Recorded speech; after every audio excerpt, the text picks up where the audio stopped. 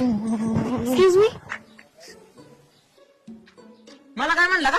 हा हायला तुला म्हणलं, मला वाटलं मलाच काहीतरी म्हणला. हो तुम्हालाच बोलले मी. मला काय म्हणला का? हा हा, मला वाटलं मलाच काहीतरी म्हणला. हो, तुम्हालाच बोलले. एक सेकंड.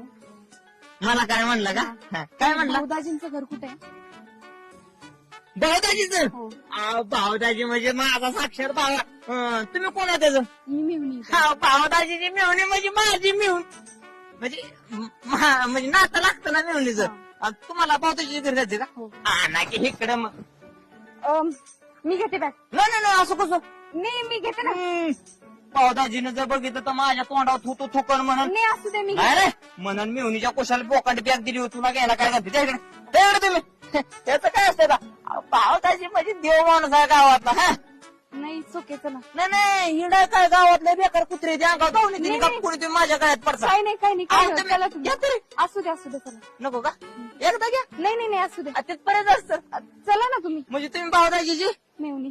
असं आता काय भाऊदाजीची मिळून ती माझी साक्षात बारकी बायको असल्यागतच आहे. ऐका की कुठं आलाय तुम्ही? पुणे. पुण्याहून आलाय. हो. अयो काय ती पुण्याला मोठं डोंगर आहे. मी त्या दिवशी गेलो होतो पुण्याला, अक्षरशः त्या डोंगरात चुकलो, मला कळलं ना कुठं जायचं ती. पुण्यात डोंगर नाहीये.